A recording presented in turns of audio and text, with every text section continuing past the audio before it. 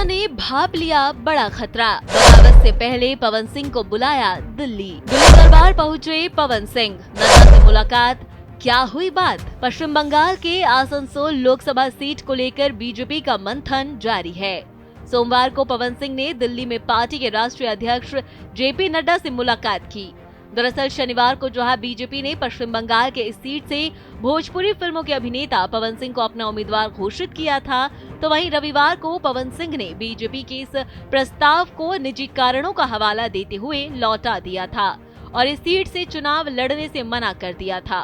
पवन सिंह ने शीर्ष नेतृत्व का आभार जताते हुए कहा था कि वो निजी कारणों से इस सीट से चुनाव नहीं लड़ना चाहते हैं। ऐसे में बीजेपी की मुश्किलें बढ़ गई थी। दरअसल पवन सिंह को भाजपा ने इस सीट से इसलिए अपना उम्मीदवार बनाया था क्योंकि आसनसोल में बिहारी और भोजपुरी भाषी लोगों की संख्या ज्यादा है। लेकिन पवन सिंह का इनकार करने के बाद अब इस सीट पर एक बार फिर से बीजेपी को मंथन करना पड़ रहा है।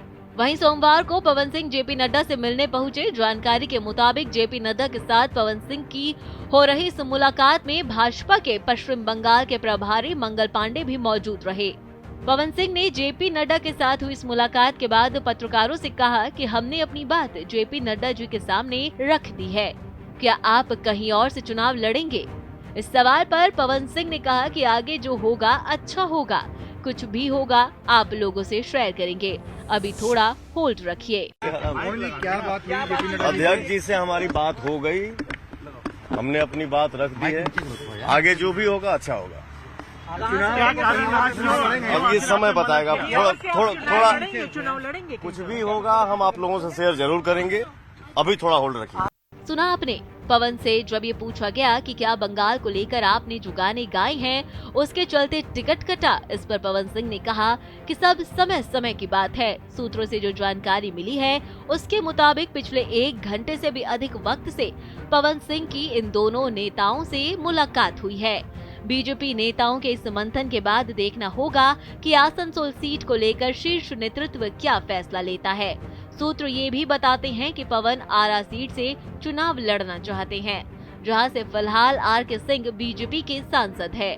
वहीं Bhojpuri film actor singer Pawan Singh के आसनसोल लोकसभा सीट से चुनाव लड़ने से इनकार करने को लेकर प्रमोद तिवारी ने बीजेपी पर हमला बोलते हुए कहा है कि जब पानी में जहाज डूबता है तो नाव में सवार लोग कूदकर अपनी जान बचाते हैं। देखिए, जब जहाज डूबने लगता है तो उस पर जो यात्री सवार होते हैं कूद कूद के भागना शुरू कर देते हैं। ये कहानी शुरू हो रही है गौतम गंभीर से, एक जमाने के मशहूर क्रिकेट सिटिंग एमपी, दिल्ली से एमपी, जहां 7 सीट बीजेपी थी, उन्होंने कहा मैं चुनाव नहीं लड़ूंगा। फिर झारखंड में जयंत सिन्हा वो उम्मीदवार हैं जो एक भारी बहुमत से पिछली बार जीते थे, फाइनेंस कमेटी के चेयरमैन थे, फाइनेंस मिनिस्ट्री में राज्य मंत्री थे। उन्होंने कह दिया मैं चुनाव नहीं लड़ूंगा व्यक्तिगत कारणों से। और अब तीसरा पवन सिंह।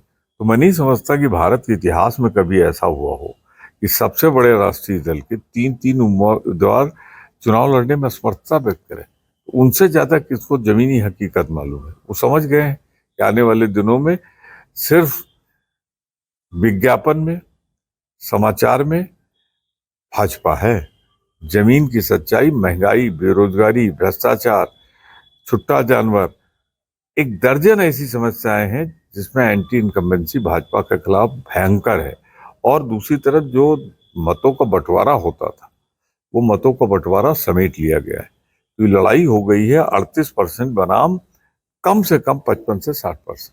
अब देखना होगा कि पवन सिंह की जेपी नड्डा से बात होने के बाद बीजेपी का ऊंट लोकसभा चुनावों में किस करवट बैठेगा।